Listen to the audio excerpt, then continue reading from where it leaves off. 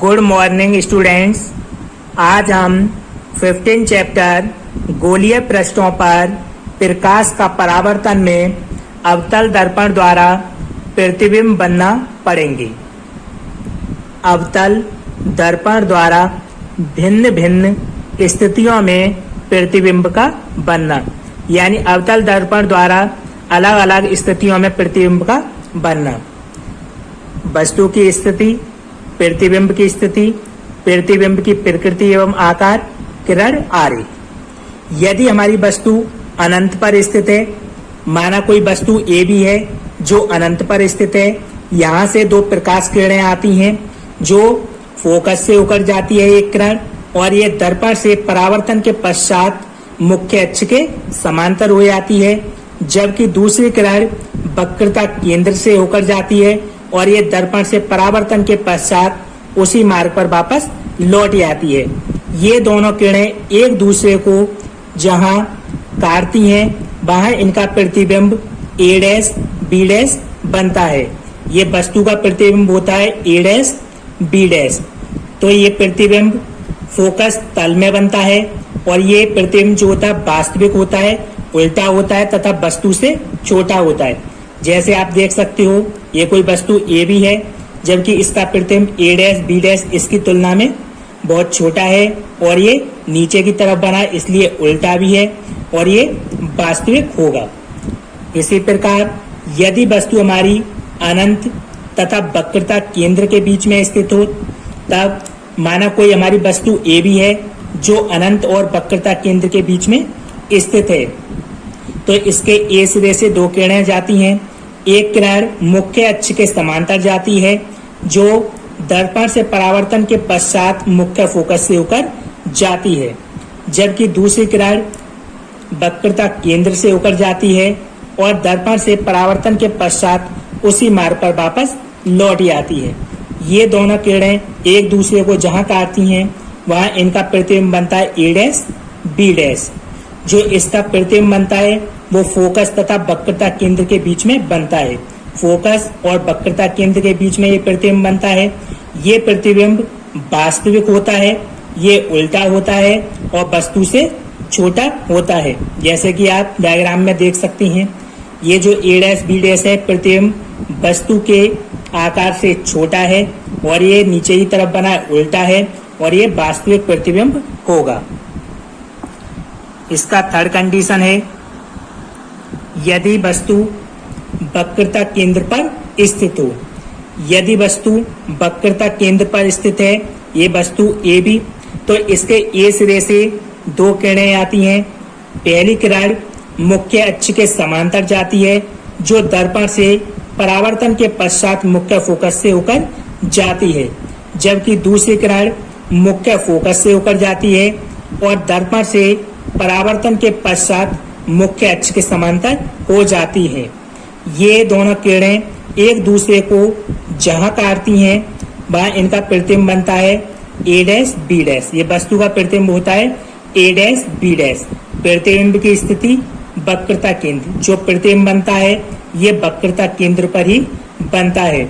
जो प्रतिबिंब की प्रकृति और आकार है, प्रतिबिंब प्रकृति में वास्तविक होता है, ये उल्टा होता है और वस्तु के बराबर होता है। जैसा कि आप डायग्राम में देख सकते हैं, ये वस्तु ए भी, इसका जो प्रतिबिंब है ये वक्रता केंद्र पर बना हुआ है और ये वस्तु के बराबर ही है और उल्टा बना हुआ है और ये वास्तविक है। इसी प्रकार यदि वस्तु वक्रता केंद्र तथा मुख्य फोकस के बीच में स्थित हो, यदि हमारी वस्तु वक्रता केंद्र और मुख्य फोकस के बीच में स्थित है, तो इसके ए सिरे से दो किरणें आती हैं। पहली किरण मुख्य अक्ष के समांतर जाती है जो कि दर्पण से परावर्तन के पश्चात मुख्य फोकस से होकर जाती है, जबकि दूसरी किरण इसके मुख्य फोकस से होकर जाती है जो कि दर्पण से परावर्तन के पश्चात मुख्य अक्ष के समांतर हो जाती है। ये परावर्तित किरणें एक दूसरे को जहां काटती हैं वहां वस्तु का प्रतिबिंब बनता है ए डैश बी डैश। ये प्रतिबिंब की स्थिति वक्रता केंद्र तथा अनंत के बीच। जो वस्तु का प्रतिबिंब बनेगा वो अनंत और वक्रता केंद्र के बीच में बनेगा जो इसकी प्रकृति होगी वो वास्तविक होगी और उल्टी होगी और ये वस्तु से बड़ा बनेगा। आप देख सकते हैं इस डायग्राम में जो ये प्रतिबिंब है ए डैश बी डैश, ये वक्रता केंद्र और अनंत के बीच में बना हुआ है, जबकि ये वस्तु से बड़ा है, वास्तविक है, नीचे की तरफ बना है, तो ये उल्टा भी है।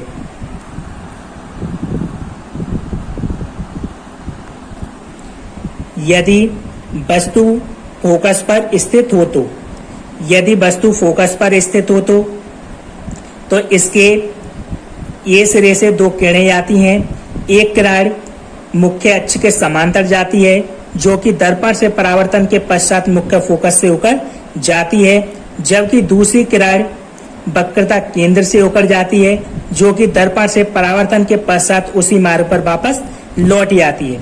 ये दोनों किरणें जहां मिलेंगी वहां इसका प्रतिबिंब बनेगा। जो इसका प्रतिबिंब की स्थिति है, जो प्रतिबिंब बनता है वो अनंत पर बनता है और ये प्रतिबिंब की जो प्रकृति है वो वास्तविक है और ये उल्टा तथा वस्तु से बहुत बड़ा बनता है। जैसा कि आप चित्र से देख सकते हो, इसमें ये वस्तु ए भी, इसका प्रतिबिंब जो बनेगा वो अनंत पर बनेगा, इस वस्तु से बड़ा बनेगा और नीचे की तरफ है इसलिए उल्टा बनेगा। जो प्रतिबिंब की प्रकृति होगी वो वास्तविक होगी। यदि वस्तु मुख्य फोकस तथा ध्रुव के बीच में स्थित हो तो, यदि वस्तु मुख्य फोकस और ध्रुव के बीच में स्थित हो तो, ये हमारी वस्तु ए भी, तो बिंदु ए से दो किरणें आती हैं। पहली किरण मुख्य अक्ष के समांतर जाती है जो कि दर्पण से परावर्तन के पश्चात मुख्य फोकस से होकर जाती है, जबकि ये दूसरी किरण बिंदु ए से वक्रता केंद्र से होकर जाती है जो कि दर्पण से परावर्तन के पश्चात वक्रता केंद्र से होकर जाती है। इन्हें हम पीछे बढ़ाएंगे तो ये यहाँ से ए डैश से निकलती हुई प्रतीत होती हैं। तो जो प्रतिबिंब की स्थिति होगी ये दर्पण के पीछे अनंत तथा ध्रुव के बीच में बनेगा। जो ये प्रतिबिंब बनेगा ए डैश बी डैश, ये दर्पण के पीछे बनेगा, अनंत पर बनेगा और ध्रुव के बीच में बनेगा। तो इसकी जो प्रकृति है वो आभासी होगी, बस इसका आभास होगा क्योंकि ये रेखाएं वास्तव में नहीं मिल रही हैं, ये बस इसका प्रतीत हो रहा है, यानी इनका आभास हो रहा है। इसलिए जो प्रतिबिंब की प्रकृति होगी वो आभासी होगी। प्रतिबिंब सीधा बनेगा, वस्तु के सापेक्ष सीधा बनेगा और ये वस्तु से बड़ा बनेगा।